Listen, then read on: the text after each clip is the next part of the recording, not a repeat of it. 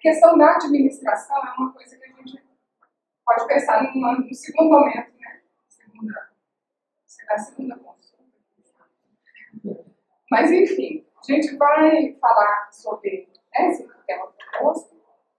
Antes da gente entrar na questão propriamente dita, é importante a gente ter clareza do que a gente pode pensar na questão da ONG, onde que a ONG pode atuar e até que ponto ela pode influenciar e ter realmente resultados naquela demanda que eu quero trabalhar, né?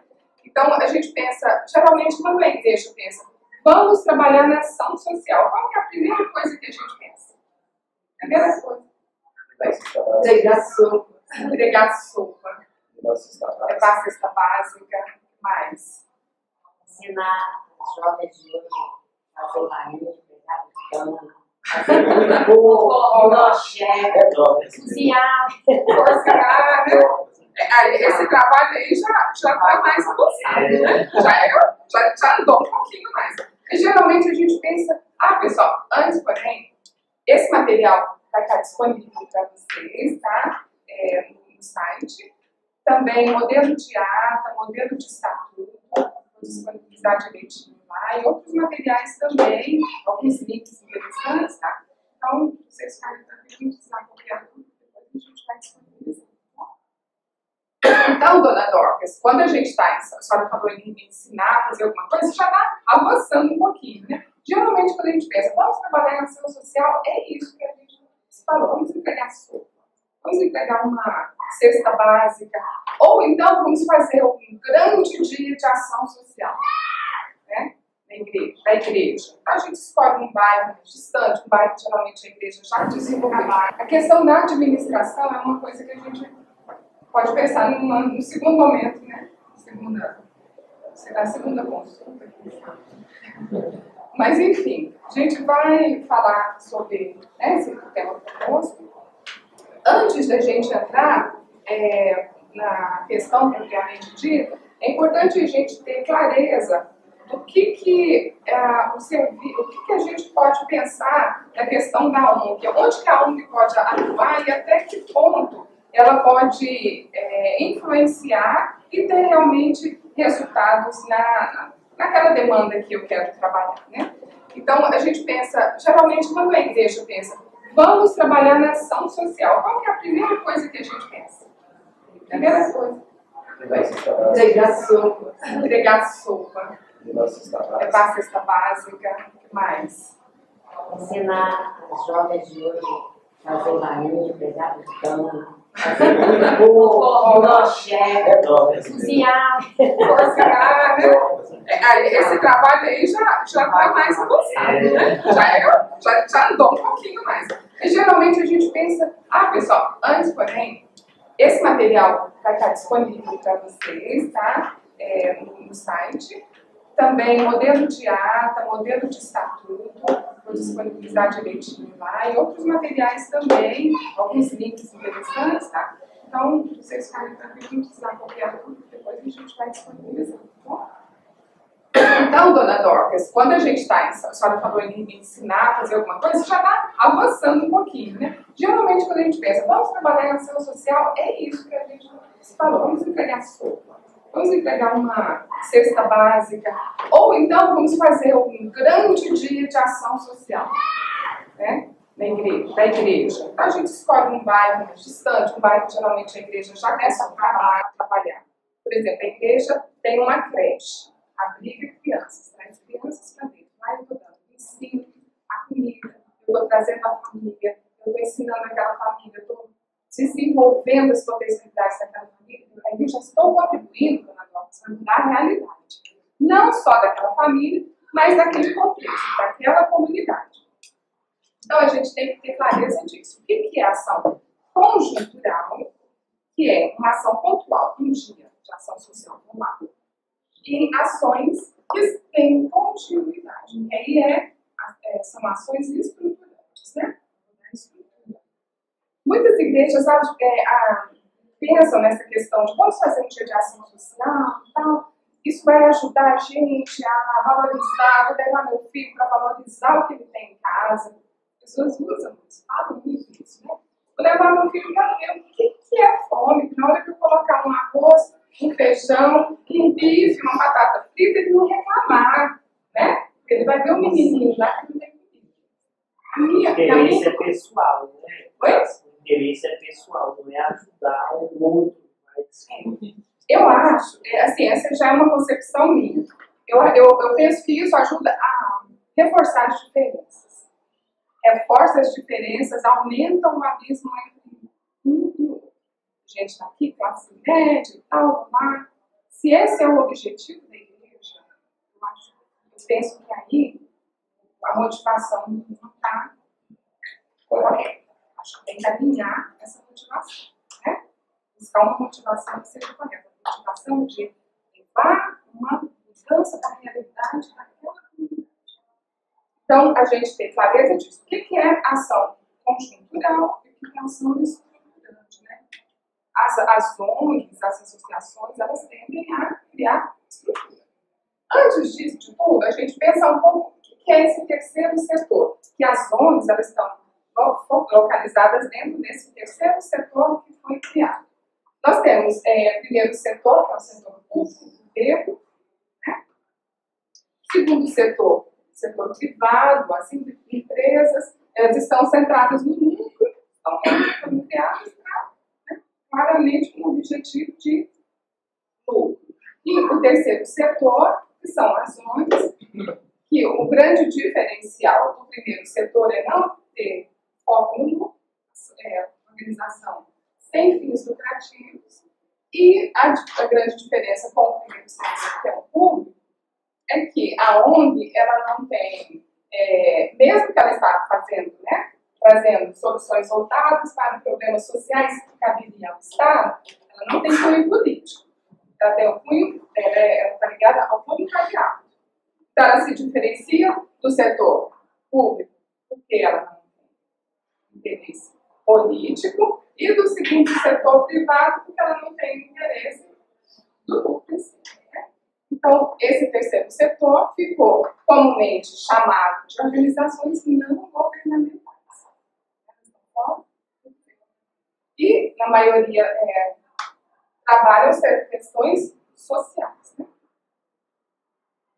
É bom a gente entender esse contexto de como que surgiu esse terceiro setor, para a gente se situar.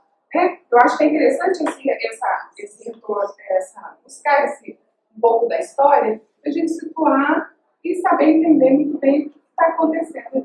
Né? Então, como que foram criadas as ações? Como que surgiu isso tudo? A acentuação das desigualdades sociais vivenciadas por esse nosso modelo capitalista, que é centrado no lucro, no consumo. Esse modelo capitalista, o que ele vai fazer? Privilegiar o aumento das diferenças, das desigualdades. E os ricos enriquecem, os pobres o abismo aumenta, né? Outra coisa que contribuiu para esse início, né, do terceiro setor das ONGs, os planos de governo no Brasil, desde o período militar e depois da redemocratização, eles privilegiavam as elites, né? Foram pensados para enriquecer os mais ricos, e aí acaba por privilegiar os menos favorecidos. E aí o abismo da pobreza. A globalização também favorece o aumento da riqueza, que acentua a pobreza. Então, são todas condições que foram tendo ajuda. E o enfraquecimento do papel do Estado como promotor da justiça social. No Brasil, nosso país de dimensões gigantescas, né? A Ana estava comentando comigo que veio uma pessoa de um estado para cá, para o evento, né? Veio de ônibus, mais de avião. Mas por conta das conexões, espera e tal, levou 24 horas para chegar. Né? Então, assim, nosso país tem dimensões continentais mesmo. Então, diferenças sociais são muito grandes. As demandas são maiores ainda. As demandas que o Brasil tem. E o Estado sozinho não consegue. Não consegue dar conta das demandas sociais. Então, foi se enfraquecendo realmente a questão do Estado, né? Essa questão de promover a justiça social. Então, isso tudo foi contribuindo para o surgimento das ONGs.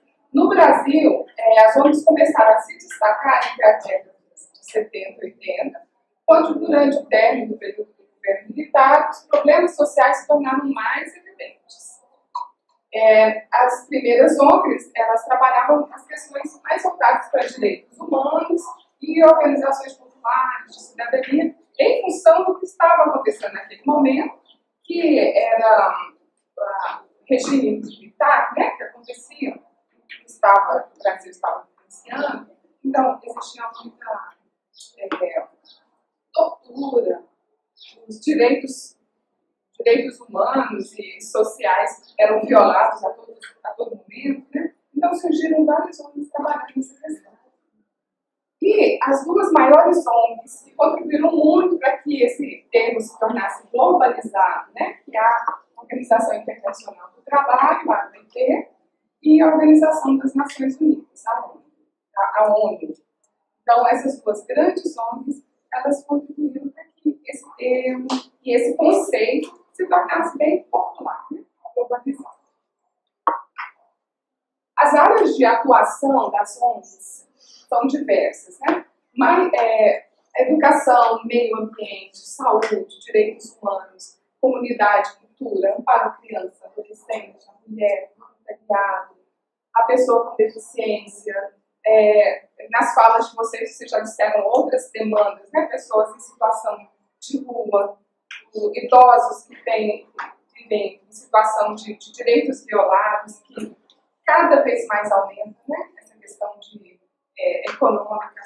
Muitos idosos sofrendo abusos econômicos da própria família, violência física. Então, são muitas as demandas, né, que existem e que as ONGs podem entrar. A igreja, né, também pode contribuir. Então, dentro do terceiro setor, existem, né, vários tipos de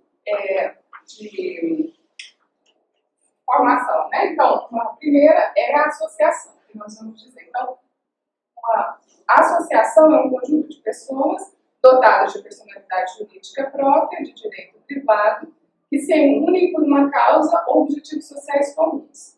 Pode ser diversos. Culturas, sociais, religiosos, recreativos.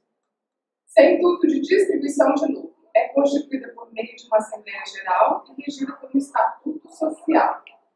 E mais à frente a gente vai dar o passo a passo de como constituir a ONG, a gente vai falar a associação, né, no caso, a gente vai falar dessa Assembleia Constituinte mais aprofundadamente. Na associação, os participantes iniciais são denominados de membros fundadores, e cabe a eles a definição das características da organização, que são a missão, os objetivos, a criação do estatuto, a eleição dos primeiros dirigentes. As associações, elas podem atuar em diversas áreas, como associação de classes, ou de representação de categoria profissional, econômica, instituições religiosas voltadas para a disseminação de credos, cultos, entidades de benefício mútuo destinadas a proporcionar bens ou serviços,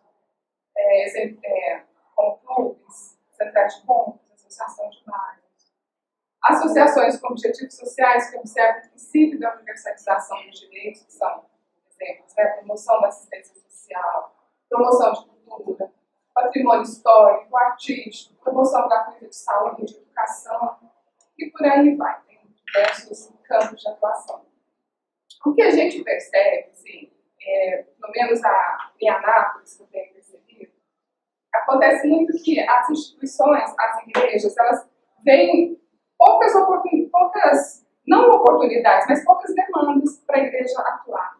E fica basicamente trabalhando com comunidade terapêutica ou então com criança. Né? Creche, que é interessante, a necessidade é muito grande, mas existe uma gama de necessidades, uma gama de possibilidades que a igreja pode atuar. Então, de repente, quando você começar a pensar que a igreja quer atuar, quer ter um trabalho mais atuante na comunidade, então vamos ver o que essa comunidade precisa.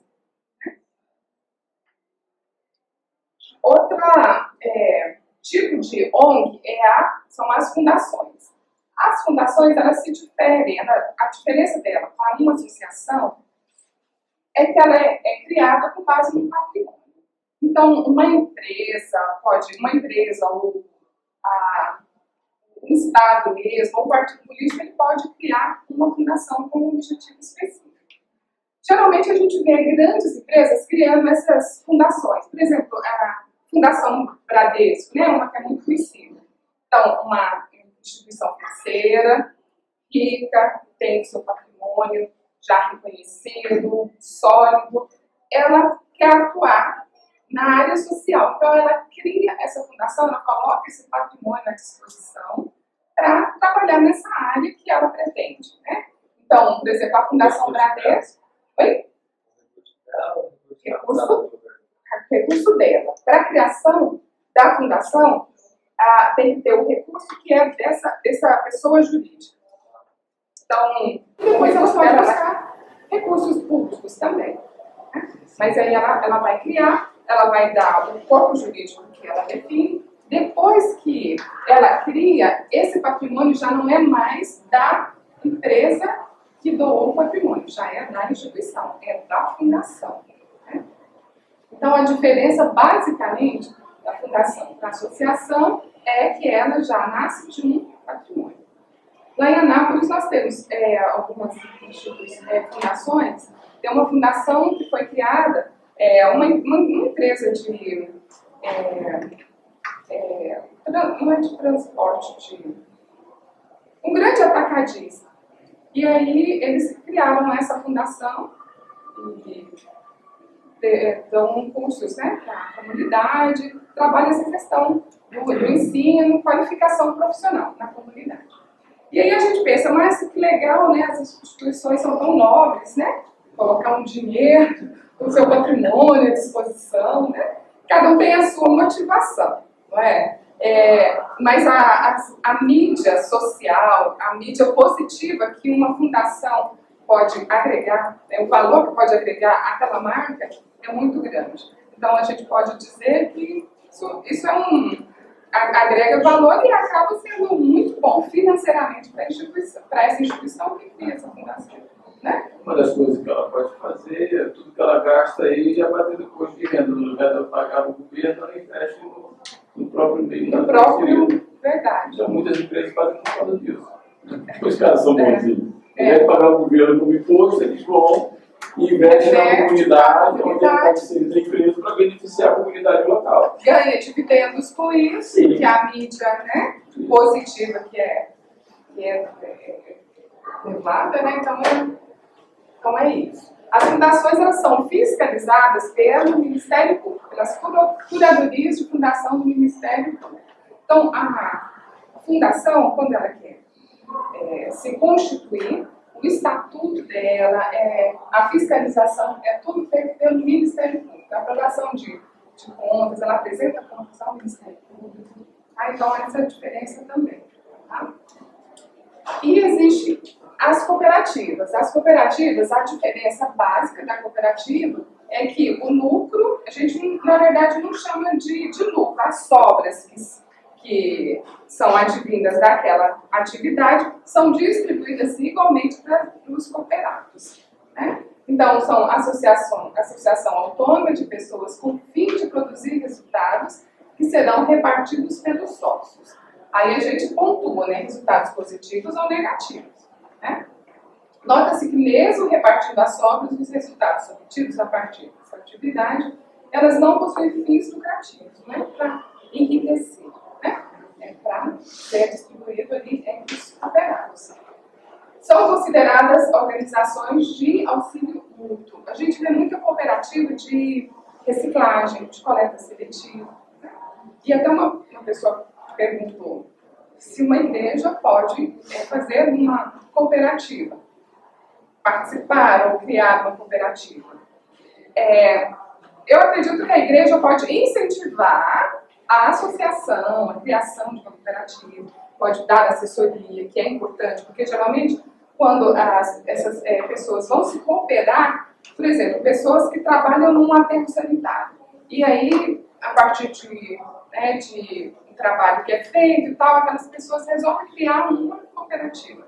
Elas, na maioria das vezes, elas não têm o conhecimento amplo. Então, a igreja pode contribuir, né, para dar assessoria, para incentivar essa cooperativa a se desenvolver e ter resultados, né, positivos para todo mundo. Né? Então, de acordo com a lei de cooperativas, que regulamenta, ela tem a seguinte característica: celebra o contrato de sociedade cooperativa as pessoas que reciprocamente se obrigam a contribuir com bens ou serviços para o exercício de uma atividade econômica de proveito comum, sem objetivo de lucro. Então, esse aí é o princípio básico da cooperativa. Agora a gente vai falar um pouco sobre o CIP, e o CIP sempre tem uma confusão de conceito. Geralmente as pessoas falam, eu vou criar uma OCIP, eu vou abrir uma OCIP. A OCIP, ela é uma qualificação que o Ministério da Justiça concede para ONGs ou para associações, cooperativas, né, para as ONGs. Então, ela não é uma ONG, ela é uma qualificação. É uma qualificação concedida. Né? Então, para uma instituição que quer se qualificar como CIP, ela tem que atender os requisitos dessa lei. No final, eu vou disponibilizar também no material algumas leis e a lei de OCIP está lá. Basicamente, é um reconhecimento legal e oficial do poder público de que aquela ONG presta serviço de relevância social e representa grandes segmentos da sociedade, e não somente pequenos grupos, e que pode firmar termo de parceria.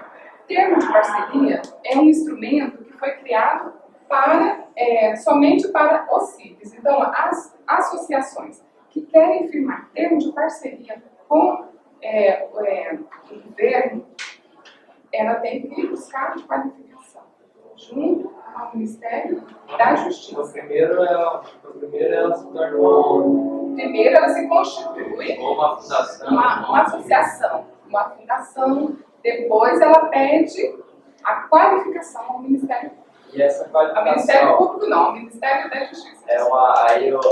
O Ministério da Justiça ele faz uma avaliação... Ela vai ter que se adequar. Essa lei vai dar todas as adequações que ela tem que atender. Né? E o Ministério da Justiça vai averiguar se está de acordo, se está conforme, né? E ela vai conceder esse título. É um título concedido. Tá? A partir do momento que essa associação conseguiu essa qualificação, ela pode firmar termo de parceria com o governo, ela pode receber recursos públicos de grandes multos, porque uma associação que não é o CIP, ela pode fazer convênios com a administração pública. Não quer dizer que se eu não for o CIP, eu não posso. Conselho Administrativo e Fiscal. Ao CIP, Assembleia, Diretoria e Conselhos Administrativo e Fiscal, a cooperativa, assembleias, conselhos administrativos e fiscais. Pois bem, já conhecemos o que é o terceiro setor, os tipos jurídicos de cada ONG. Então, vamos pensar. Agora nós vamos abrir nossa ONG, né? Antes disso, a gente tem que ter clareza da situação. Nas falas de vocês, algumas pessoas já começaram a apontar para isso aqui. Dona Dorcas falou, minha igreja já quer trabalhar em tal área, em tal área. Alguma outra pessoa falou, que a minha cidade tem essa demanda. Então, primeiro, você já sabe que tipo que você quer abrir. É uma associação? É uma fundação? De repente, a igreja tem um patrimônio que quer ceder, já tem uma estrutura grande que eu quero ceder para criar uma escola. Né? Então, vou criar uma fundação. Ou ajudar uma cooperativa. Antes de mais nada, pessoal, é fazer um diagnóstico da situação da região. E para isso, às vezes a gente fala, fazer um diagnóstico é coisa cara, tem que contratar uma empresa de consultoria e tal. Não é preciso tanta coisa assim. Você pode buscar informações da sua região, IBGE, nos órgãos mesmo da prefeitura, da administração pública, na região que você, por exemplo, é um bairro distante do seu bairro, dentro dessa região, lá nesse território, você pode buscar associações de bairros, né, que tem muita informação, que conhece a população, conhece a comunidade. Outra instituição que pode ajudar muito são os PSFs, não sei se vocês conhecem. Programa Saúde da Família, os postos de saúde, que ficam nos bairros, né? Lá existem os agentes de saúde que conhecem muito a realidade local. Então, a partir de uma conversa com o agente de saúde, a partir de uma conversa com um presidente de associação de bairros, dar uma volta no bairro, saber realmente se aquilo que eu quero é aquilo que o bairro precisa. Porque muitas vezes a gente fala, não, eu sei o que a comunidade quer. E aí você vai, investe, cria associação e não tem adesão da comunidade. E aí quando você vai ver, não é aquilo que a comunidade precisa, não é aquilo que a comunidade queria. Então a gente tem que fazer um diagnóstico, né, saber quais são as demandas. Existe outra ONG que desenvolve esse mesmo trabalho naquela região, né?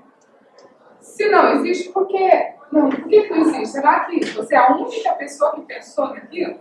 De repente outra pessoa pensou, mas foi atrás e enfrentou algumas dificuldades, e aí a coisa não caminhou, né? Então procurar saber. Já fechou? Por que fechou? Então, existem outras pessoas do meu círculo de trabalho, meu círculo de conhecimento, da minha igreja, que eu possa chamar, que também querem vir trabalhar, querem ombrear comigo essa causa, né? Quais são os recursos necessários? É muito importante pensar nisso.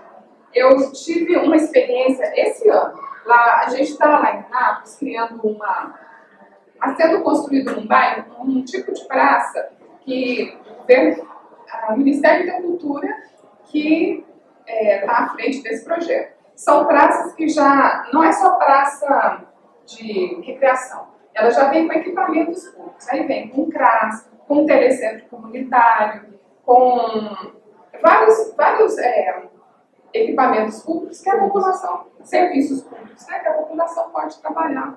Então, esse telecentro comunitário é um local onde você pode dar cursos de capacitação na área de informática e tudo mais. Então, está quase para ser inaugurado.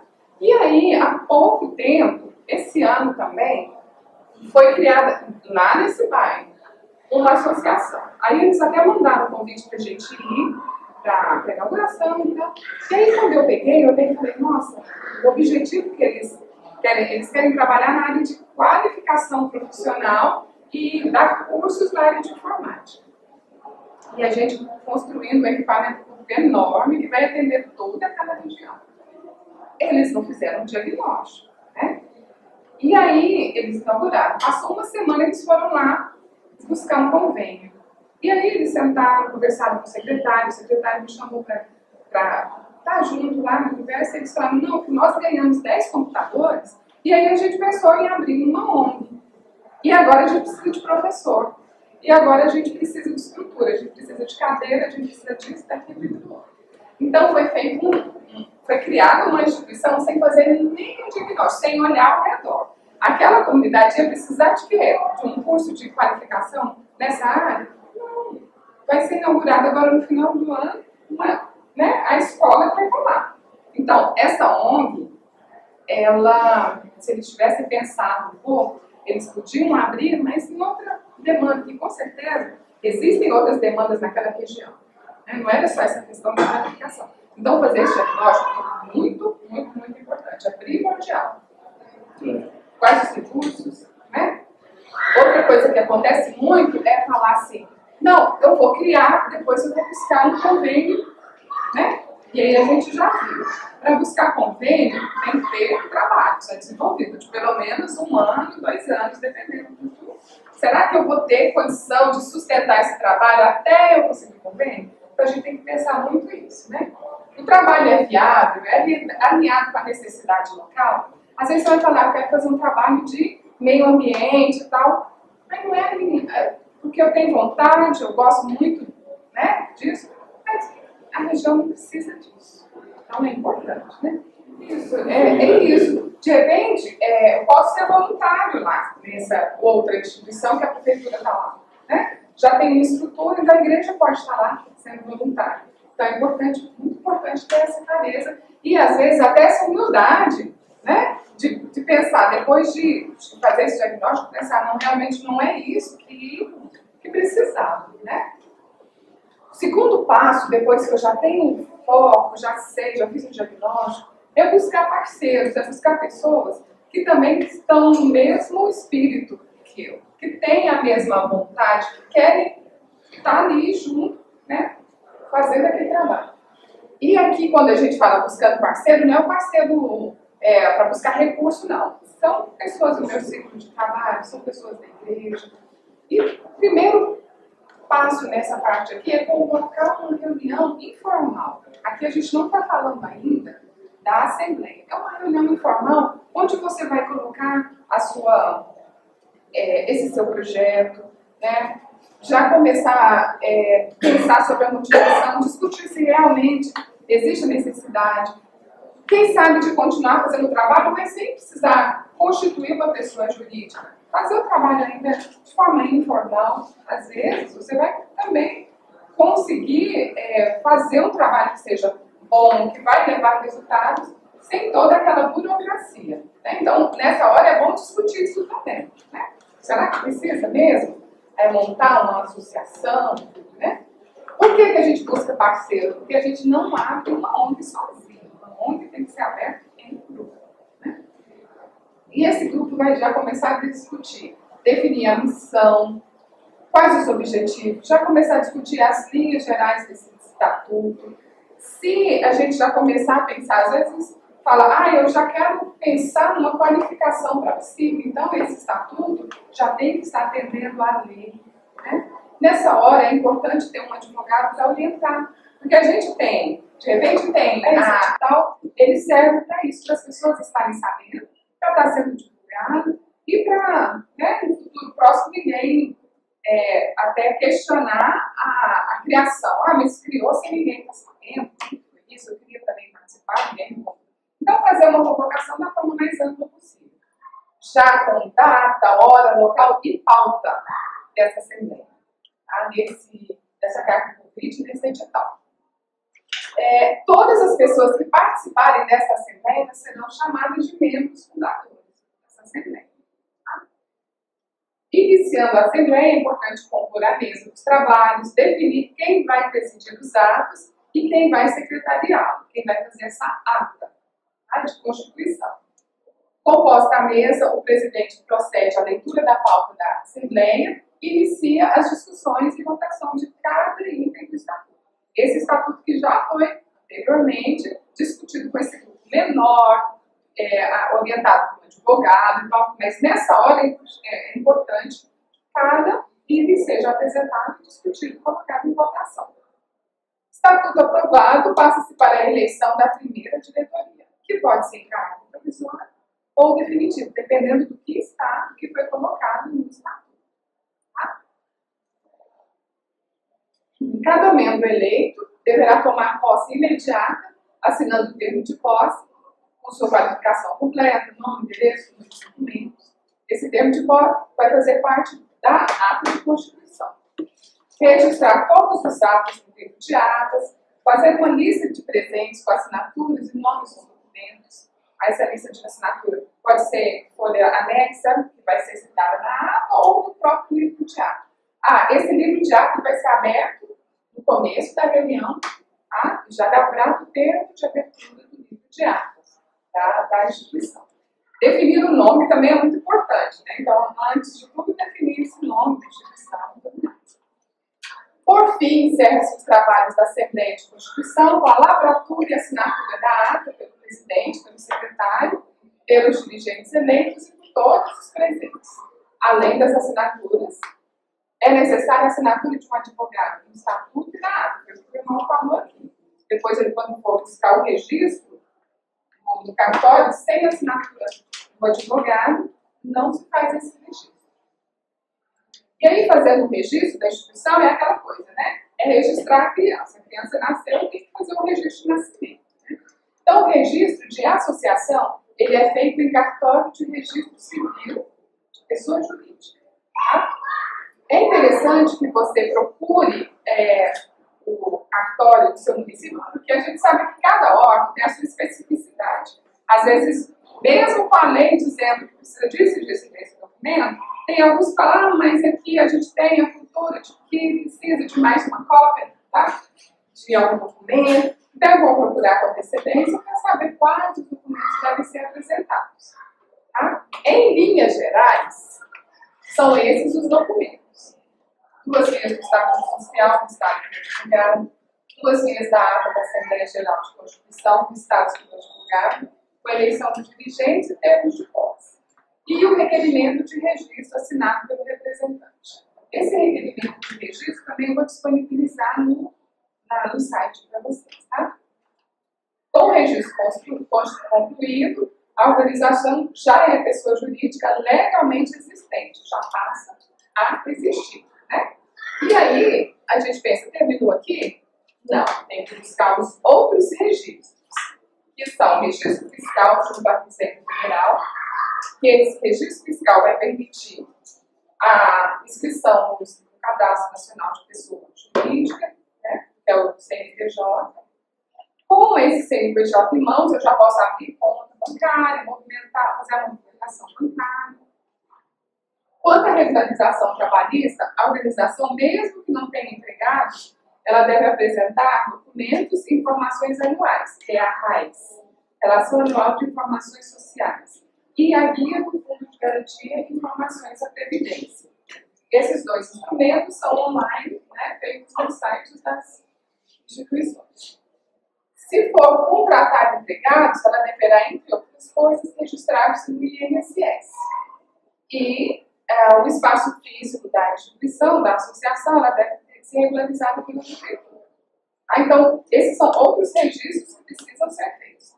Dependendo do tipo de trabalho que vocês forem desenvolver, vão precisar de outros registros, de outras autorizações, também, de repente, se for uma escola, precisa da autorização do Corpo de Bombeiros, se for alguma coisa na área de saúde ou de alimentação, precisa de uma autorização da Anvisa, da Agência da Vigilância Sanitária, aí vai depender do tipo de trabalho, tá? E aí vão ter outros registros a serem feitos. O ideal é a gente contratar um contador que vai facilitar tudo isso, né? Que também pode ser um voluntário, alguém da igreja, irmão da igreja, que pode estar fazendo esse trabalho para facilitar isso, né? Além desses registros que a gente falou, tem os facultativos. Você pode ou não fazer. O registro no Conselho Nacional de Assistência Social, você vai fazer se, de repente, depende a instituição quer algum benefício em alguma situação específica, aí ela vai buscar esse registro, mas ele é facultativo. Agora, em âmbito municipal, se você estiver trabalhando na área de assistência social, o registro no Conselho Municipal de Assistência Social é obrigatório. Tá? Então, se eu tenho comunidade terapêutica, se eu tenho um abrigamento, uma casa que abriga mulheres vitimadas ou crianças e tal, trabalhando dentro do âmbito da política pública de assistência social, aí precisa do registro do Conselho Municipal. Aí já não é facultativo, não. A obtenção das declarações de utilidade pública em âmbito federal, estadual, municipal, facultativo também, registro de entidade beneficente e a qualificação de auxílio, que a gente já falou, também é facultativo.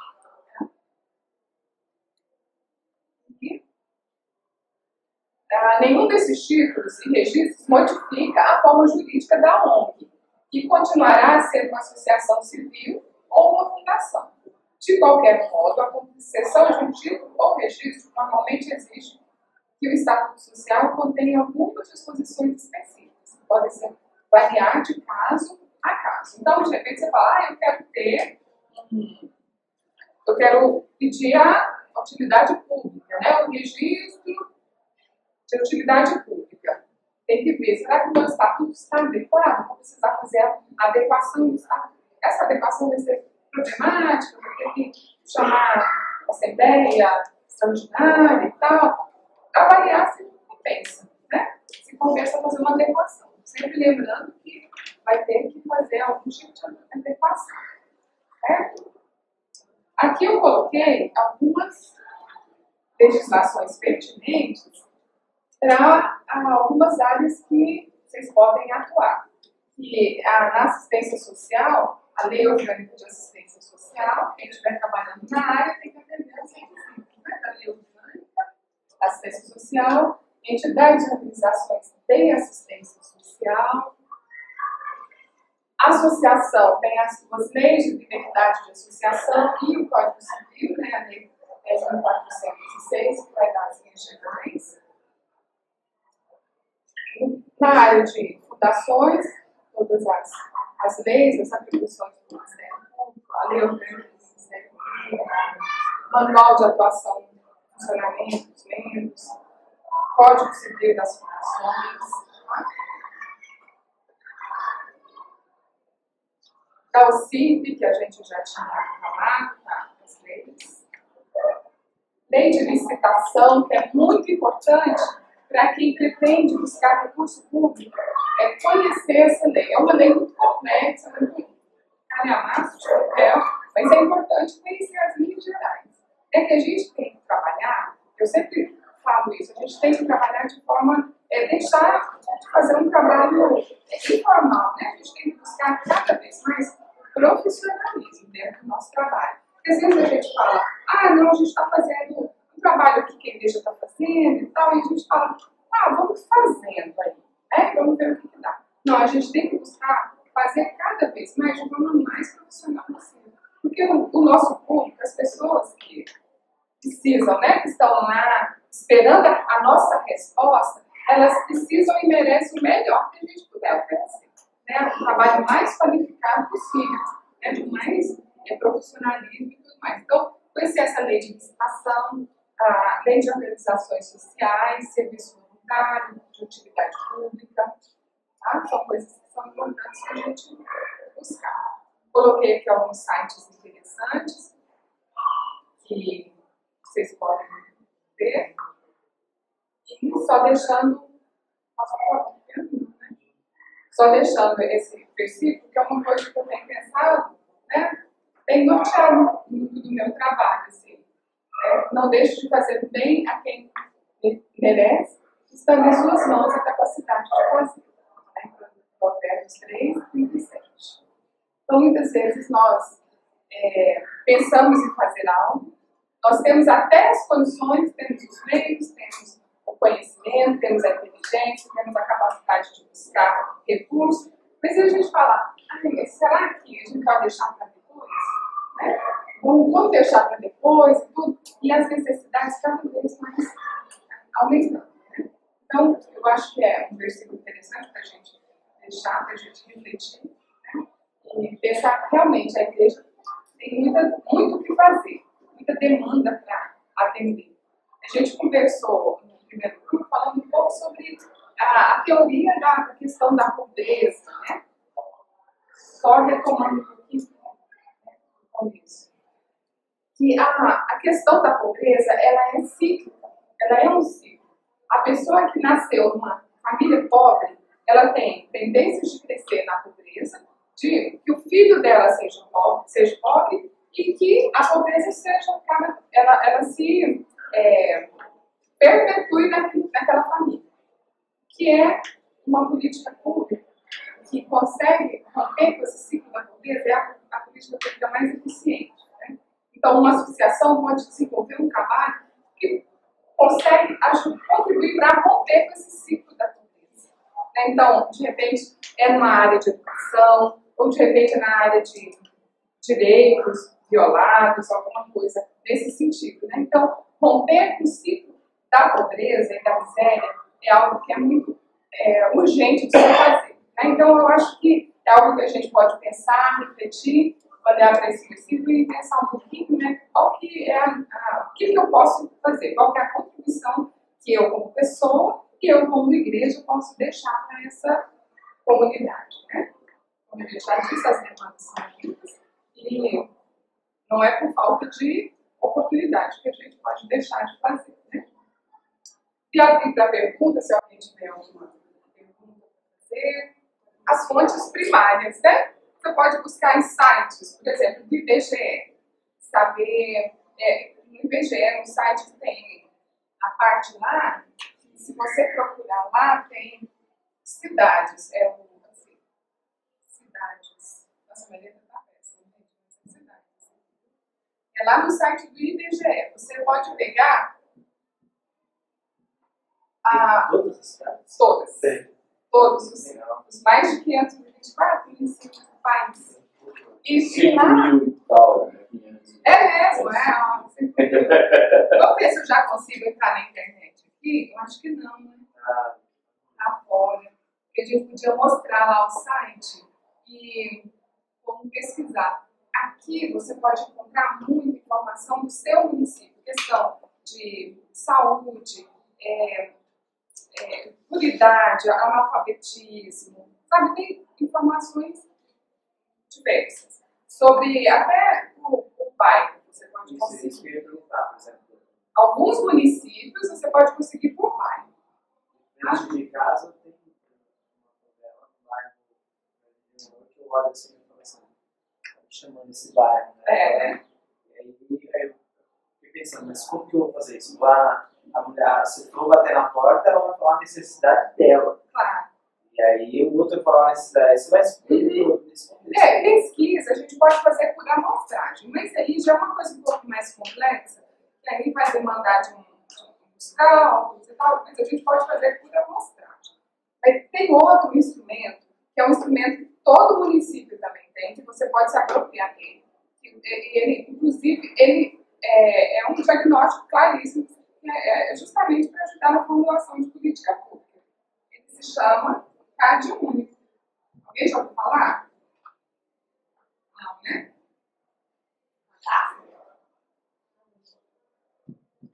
CAD único é Cadastro Único de Programas Federais. Todo município, já ouviu falar nele? Todo município, todas as pessoas que têm benefícios de transferência de renda, Bolsa Família, BPC, que é um benefício de prestação continuada, quem foi beneficiado por programa de Minha Casa Minha Vida, todas essas pessoas estão dentro do CAD único. Esse CAD único você pode ir na Secretaria de Desenvolvimento Social do seu município e lá eles dão a radiografia exata do bairro. Então, todas as pessoas que estão cadastradas, por exemplo, aqui, dá o nome de um bairro. Aqui não tem bairro, né? Bairro no Brasil? Região. Samambaia. Por exemplo, Samambaia. Eu quero saber lá em Samambaia quantas adolescentes grávidas. Então, esse cadastro, ele pode extrair essa informação exata. E pode até dar endereço, mas aí endereço é uma coisa mais pessoal, que aí a secretaria trabalha com esses dados, ela não pode fornecer, mas ela pode fornecer um quantitativo. Quantas pessoas com deficiência, quantos idosos, quantos adolescentes, quantas pessoas que estão em situação de trabalho infantil, sabe? Então, o cadastro único é um CAD único, ele pode dar muitas informações.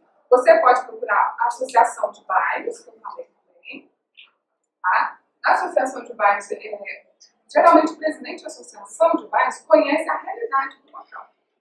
Então, uma conversa com o presidente da associação de bairros vai te ajudar bastante a esclarecer qual que é as demandas daquele local. E agente de saúde também. Tá? Um agente de saúde daquela região, que você pode encontrar no PSF, que é o Programa Saúde da Família. PSF, ele tem os agentes de saúde.